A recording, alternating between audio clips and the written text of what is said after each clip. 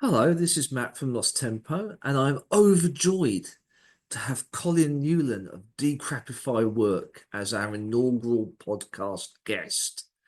So welcome, Colin. Thanks, Matt. Thank you. I'm deeply honoured to be your first guest. Fantastic. Let's both bask in the approbation. When we were discussing this, you asked me whether it was going to be Frost Nixon or Mrs. Merton and Debbie McGee. Now, I think that latter reference may fly over the head of some of our non-British listeners. But out Yeah. of those four, which do you most identify with and why? So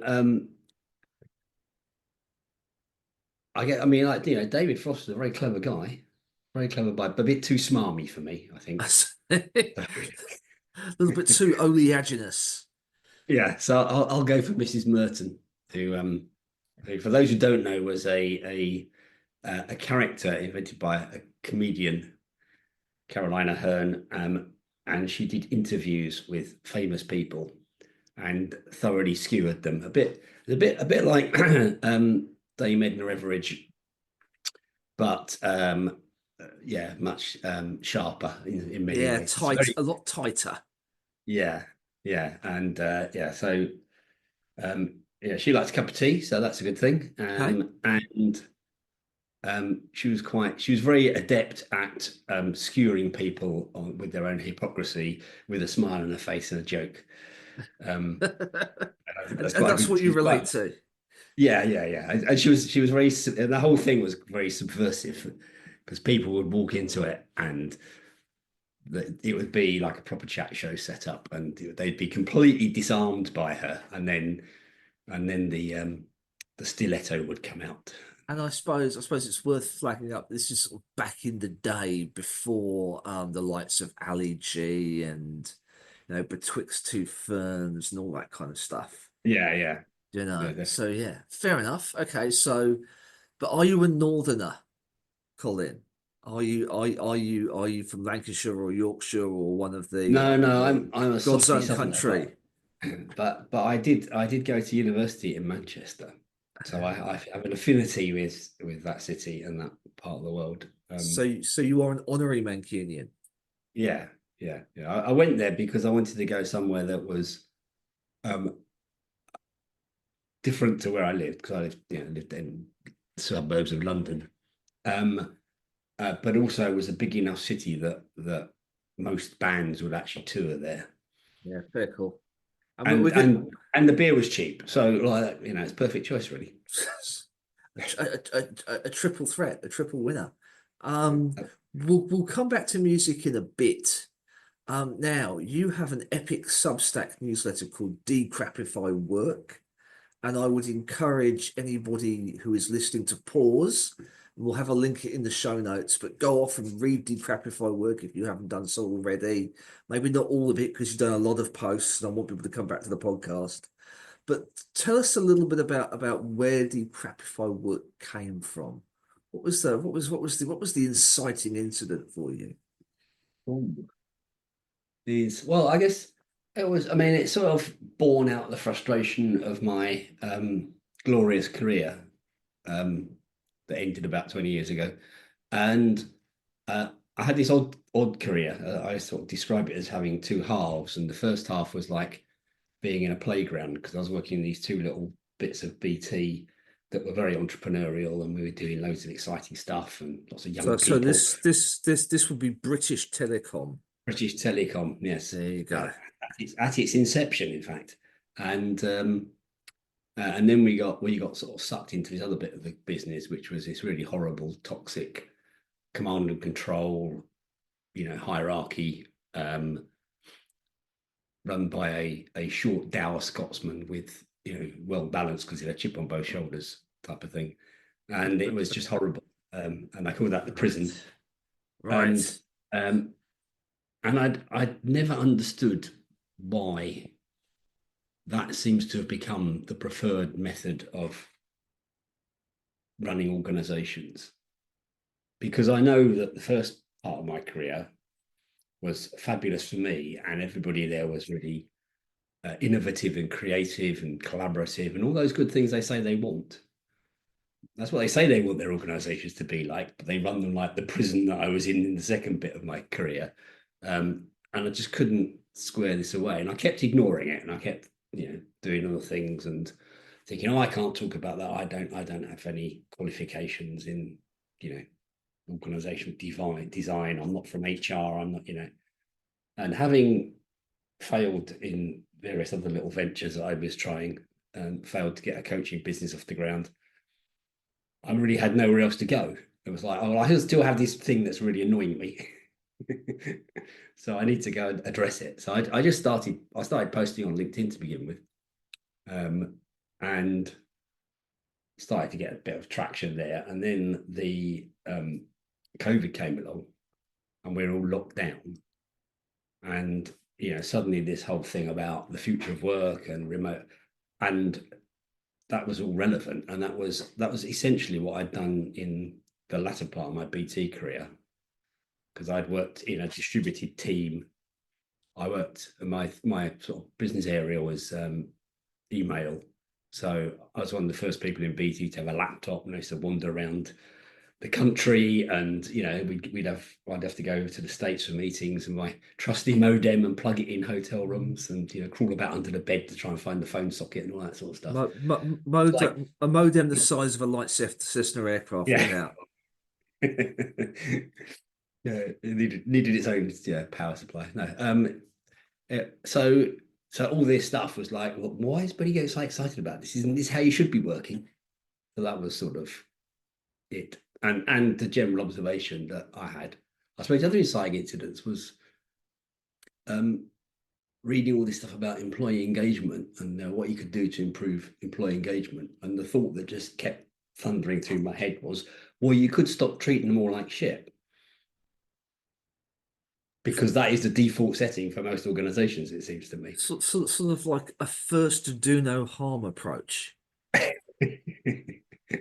Well, no, actually, why not love the people that work for you rather than disparage them all? That's a little bit forward there, Colin. Let's start with something that's more realistic, like not totally screwing things up.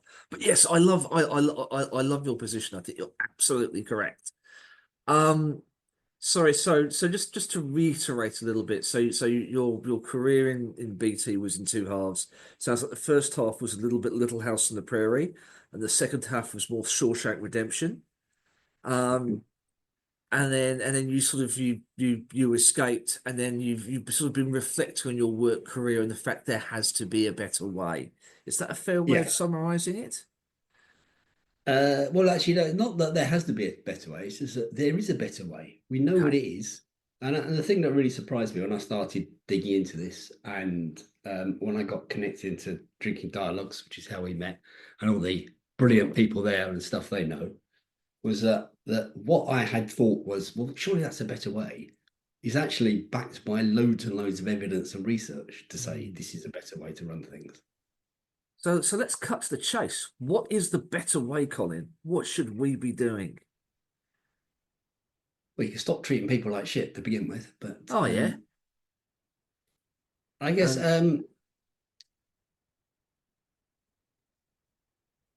I mean, there's lots of aspects to it. I don't think.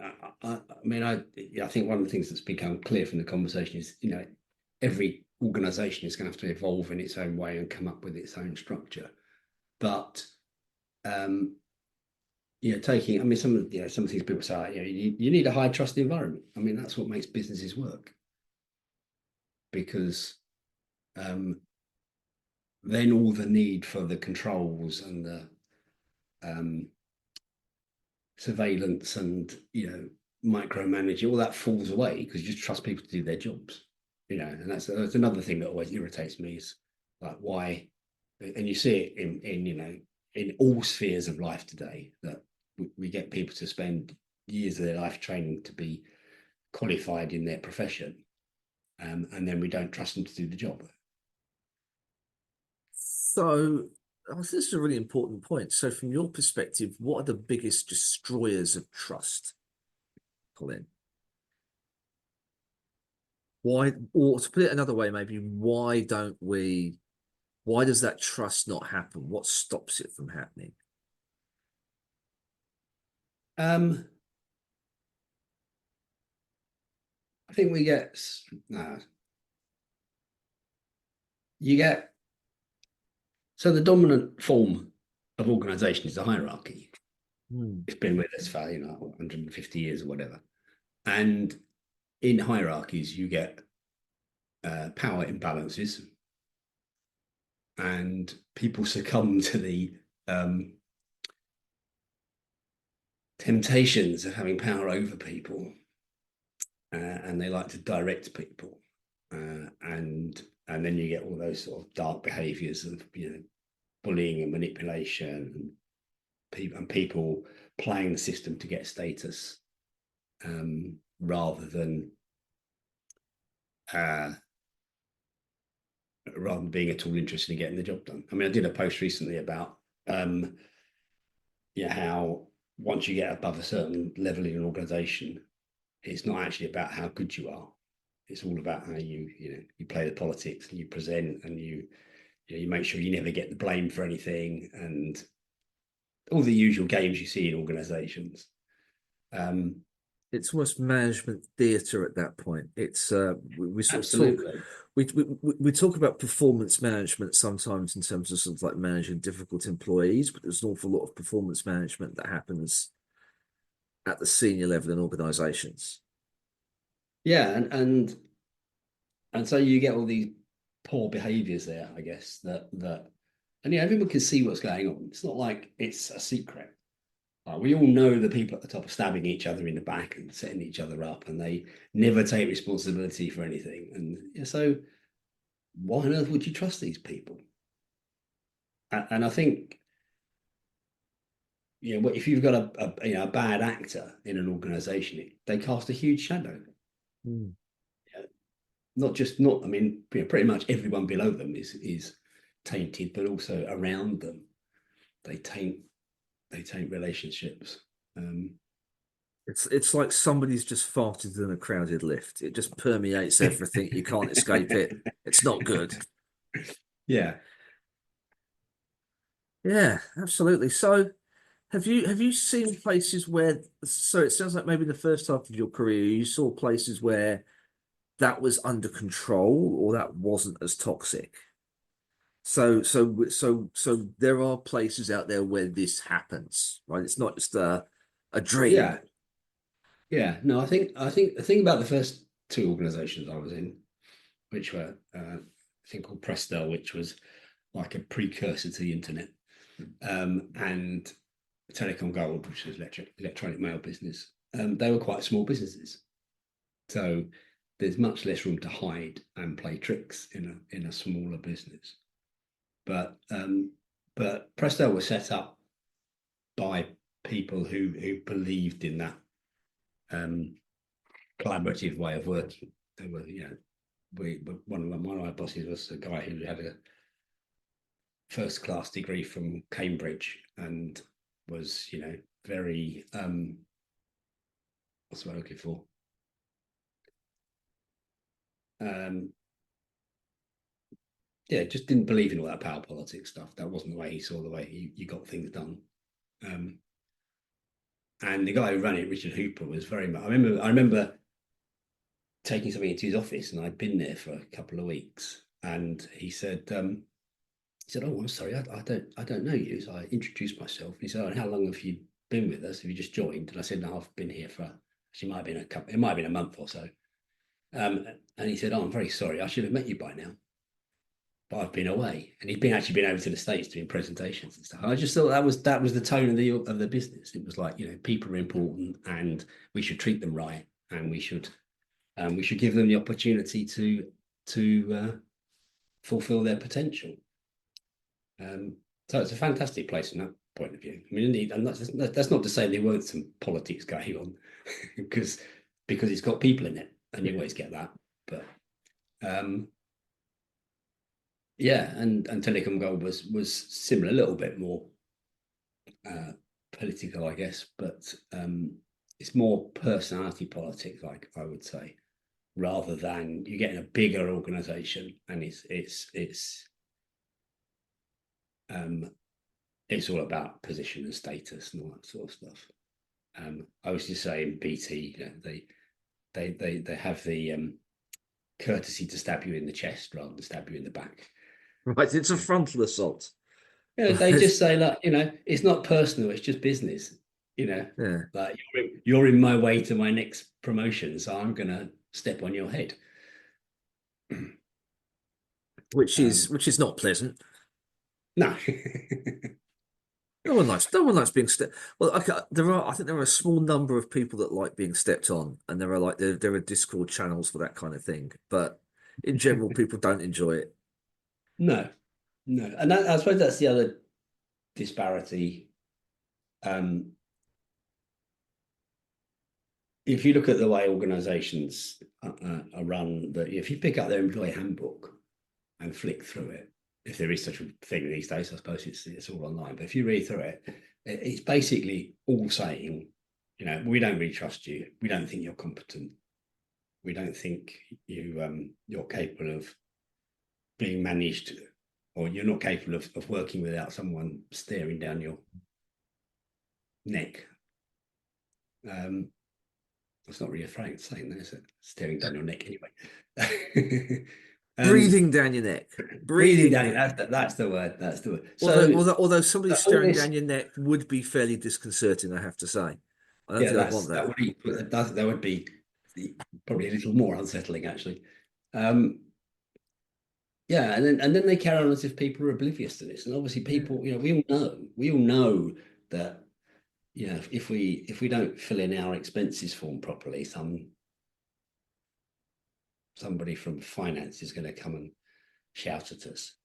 You know, even though I took the weekend to go and travel to the States, and I've lent the company £1,000 for the purpose of me doing it. You know, it's just ridiculous. Yeah, it's not appreciated. How do you so here's one for you. In terms of what do you think the issues are for, because we're both old people, Colin, but what do you think the issues are for maybe sort of younger employees in their 20s coming into organizations that don't necessarily have the history that we have? How do you think they're experiencing it?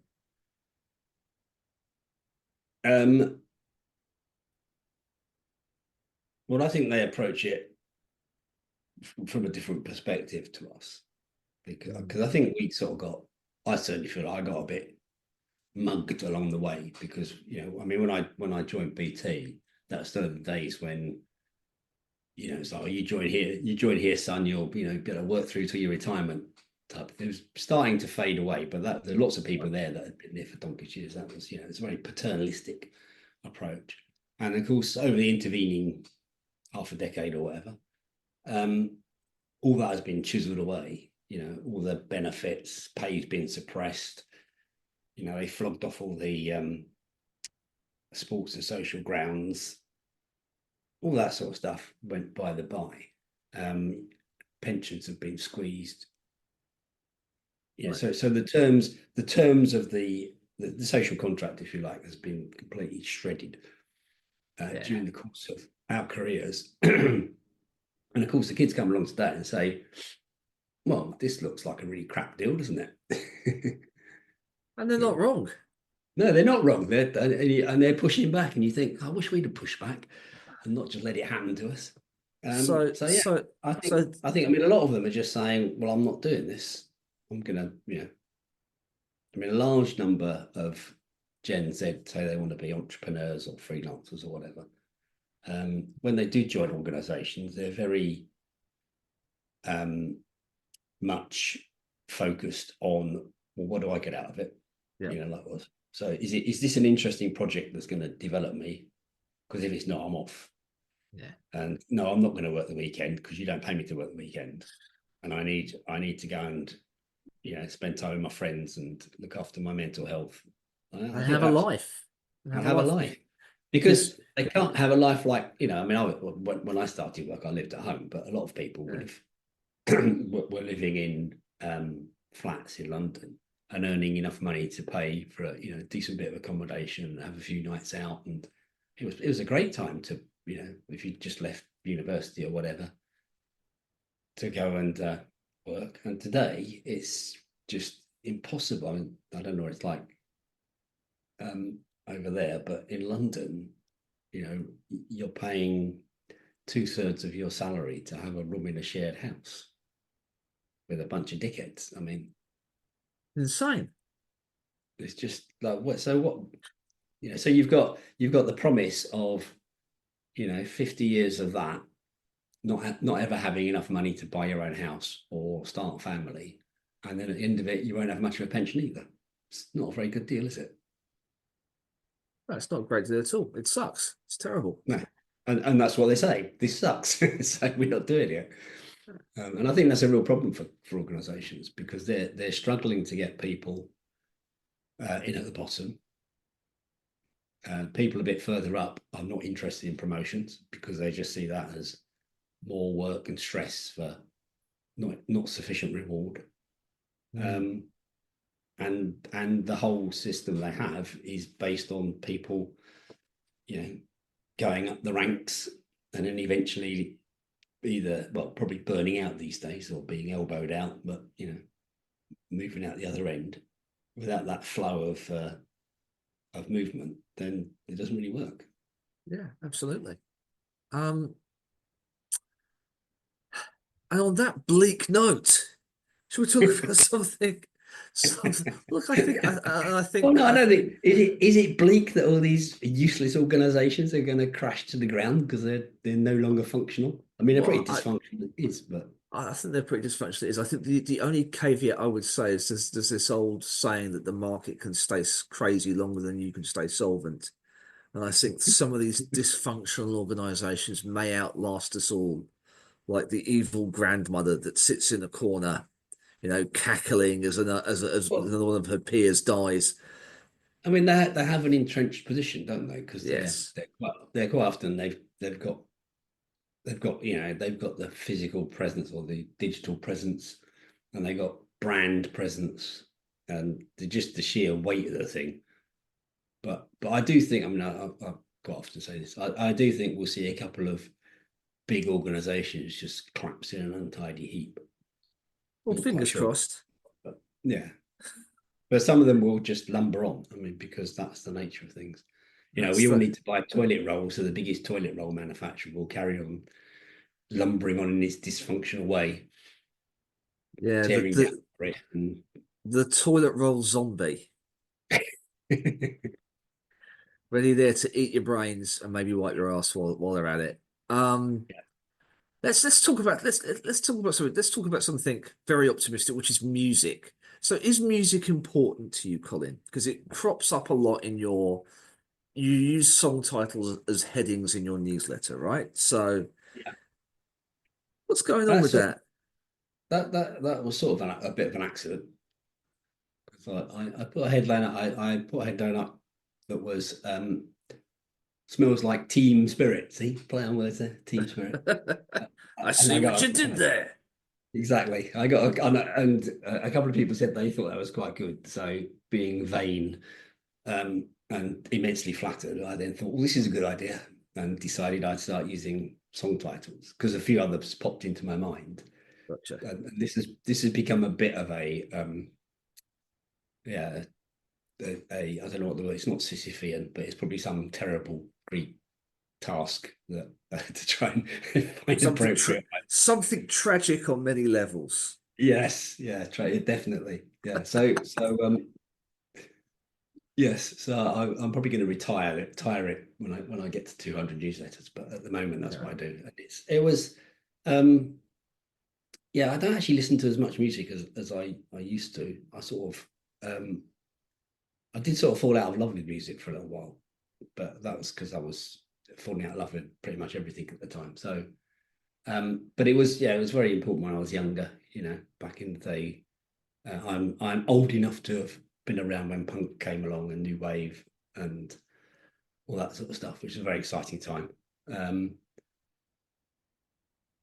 and yeah, I still like it. And I've taken up the ukulele in my uh, older years, and I It's enjoy it's very playing. portable, isn't it? The It is. ukulele. It is. And it's Any particular other reason you picked the ukulele apart from its portability? uh I was looking for something to do because my wife is into Amdram and was out of rehearsals all the time, and I thought I need something to go and do. And someone said, "Why don't you try the ukulele?" So I went along to a class and thought, "This is quite good fun." It's it's an instrument that you play with a smile on your face because it is just it's not that serious, but it's serious enough to get enjoyment out of it musically. And yeah, it has that sort of. And most people who play the ukulele are a bit bonkers as well, so that helps. Yes, I actually know a surprising number of ukulele players, believe it or There not. you go. And it's I don't know, I think people I think again the observation I would make is either it is quite if it's a young person, they tend to be a bit of a nerdy hipster.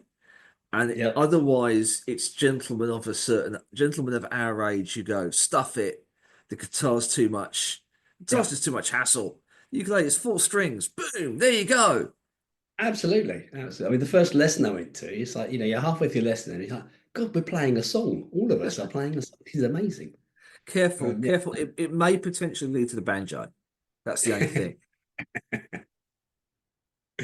Yeah, no, I think I draw the line at the banjo. I mean, Yeah, fair. I like most genres of music, but I do struggle with country at times. This may alienate a significant number of our listenership. So I'm going to move to the last question. The last question, Colin. So, five songs for this conversation. What have you got? What have I got? I've forgotten now. What did I write down? Um, well, 21st century schizoid man, because this is mostly because of the title, really. Because when I'm writing my newsletter, that one often pops into my mind, and I think, oh damn, I've used that one. I can't use it again. Um, So for listeners, that is a King Crimson track from I it think is, 1969, yeah. 1970. There's actually I did a Substack post about it, Oh, and related it to a Bitcoin bro. But anyway, I'll have to look that so one out then. excellent choice, sir. Chef's kiss. Chef's kiss. What else have we got? Well, the only way's up because I think you have to be optimistic. I do actually Was quite like it. was that Yaz? Yaz and the Plastic Generation, wasn't it? Oh yeah, Oh, yeah, Yaz and the Plastic People. I can't remember yeah. which one it was. It Yeah. was sort of one of those early British acid house numbers, I think, wasn't it? Yeah, yeah. It was just yeah. I mean, it's one of those ones. It's a proper dance floor filler. I think. It's upbeat. It's optimistic. And then I think you had "Don't Give Up" by Peter Gabriel and Kate Bush. Yeah, because I think you have to just keep on. It's a lovely song. I don't know if you're It's familiar with it. gorgeous, absolutely gorgeous. And um, yeah, no, I think that is sort of persistence is probably one of my biggest strengths. Because I'm just Not giving too up stubborn. in the face of failure. Yeah, too stubborn to stop. So, Excellent, excellent. but that Um, should be a song title in itself, shouldn't it? I should. should be. It ain't what you do; it's the way that you do it, because that's what gets results. I mean, what more does it? And again, just an excellent song. A- Absolute banger. I'm not sure. I because the version I know is the Banana Rama version, but I get the sense it's like a cover of an older song, Yeah, maybe. it is. It's a 1950s song or something, I think. Yeah, Yeah. no, I listened to that the other day, and then of course it got the Fun Boy 3 on it, and that led me down the rabbit hole of what an excellent band they were. And the late great Terry Hall. Yeah. And then what's the point? This is one I don't know, right? Which is what's the point in getting sober? Which actually sounds like a country and western song. What's It the point in getting sober? Who's it uh by? it's it's by oh God, what's his name?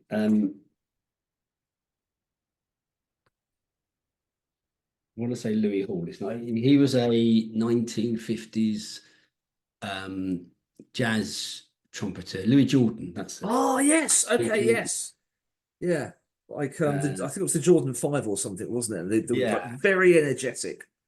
yeah. And then there was a musical called Five Guys Named Mo, which was Yes. based on music, which is I've seen it twice. It's a really good, really excellent musical. Yeah, and it always makes me laugh. That's just Okay. And on that, on that recovery bombshell, um, this has been a lot of fun. Thank you, Colin. it's been a pleasure. Thank you for inviting me on.